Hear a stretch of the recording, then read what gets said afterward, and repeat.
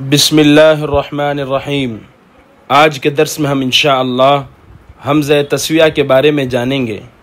حمزہ تسویہ وہ حمزہ ہے جو سواءن، ما ابالی، لا ادری، لیت شعری جیسے کلمات کے بعد آتا ہے۔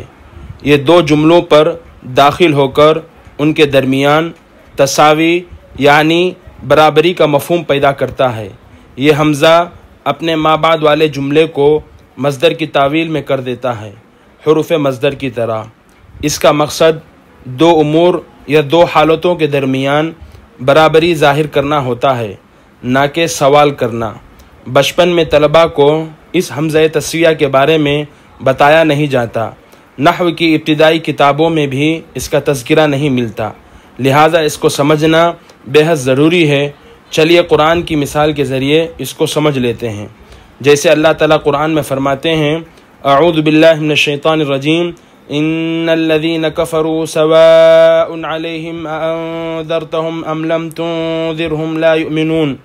ترجمہ: بے شک جن لوگوں نے کفر کیا ان کے لیے برابر ہے، خواہ آپ انہیں ڈرائیں یا نہ ڈرائیں، وہ ایمان نہیں لائیں گے۔ نحوی ترکیب: ان حرف مشبہ بالفعل ہے، الذین اسم موصول ہے، کفروا فعل ضمیر ہم فاعل، الذین اسم موصول اپنے صلے سے مل کر انا کا اسم، سواء خبر مقدم، علیہم جار مجرور مل کر سواء کا متعلق ہوا۔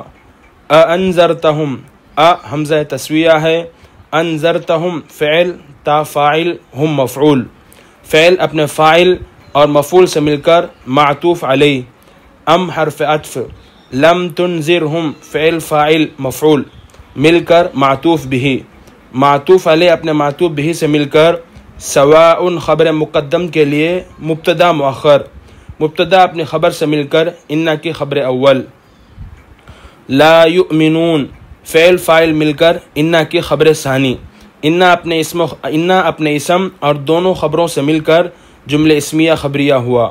اس آیت میں انذرتہم میں جو حمزہ ہے یہ حمزہ تسویہ کہلاتا ہے، اور یہ حرف مصدر ہے، اور یہ حرف مصدر ہے، اپنے ما بعد والے جملے کو مصدر کی تعویل میں کر دیتا ہے۔ گویا اس جملے کی تقدیر یوں ہوئی، انذارک وعدمہ سواء علیہم۔ پس یہ جو انذرتہم ام لم تنذرہم آیا ہے یہ سوال نہیں ہے، یعنی یہ جملے استفہامیہ نہیں ہیں، بلکہ یہ حمزہ تسویہ یعنی برابری کا معنی دے رہا ہے۔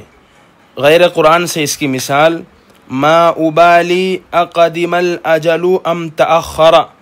ترجمہ: مجھے کوئی پرواہ نہیں موت جلد آئے یا دیر سے۔ اس مثال میں قدیمہ پر جو حمزہ آیا ہے یہ حمزہ تسویہ ہے۔ ایک نہایت اہم نقطہ سمجھ لیں، وہ نقطہ یہ ہے کہ حمزہ تسویہ اور حمزہ استفہام دونوں شکل میں ایک جیسے نظر آتے ہیں لیکن حقیقت میں الگ الگ ہیں۔ چلیے اس بات کو ایک مثال کے ذریعے سمجھ لیتے ہیں۔ حمزہ استفہام یہ سوال پیدا کرتا ہے، جیسے ازید فی البیت، کیا زید گھر میں ہے؟ اس جملے میں جو حمزہ آیا ہے وہ حمزہ استفہام کہلائے گا اور اس کا جواب بھی مطلوب ہوتا ہے، جبکہ حمزہ تسویہ یہ سوال نہیں کرتا بلکہ برابری دکھاتا ہے، جیسا کہ آپ نے مثال مذکور میں یا آیت مذکور میں سواء علیہم انذرتہم ام لم تنذرہم میں دیکھا۔ لہٰذا یہ دونوں صورت میں ایک جیسی مشابہت رکھتے ہیں لیکن معنی میں مختلف ہوتے ہیں، اور اسی طرح ترکیب کے اعتبار سے بھی مختلف ہوتے ہیں۔ یہ تھا حمزہ تسویہ کا مکمل خلاصہ۔ امید ہے کہ آپ کو بات مفید لگی ہوگی۔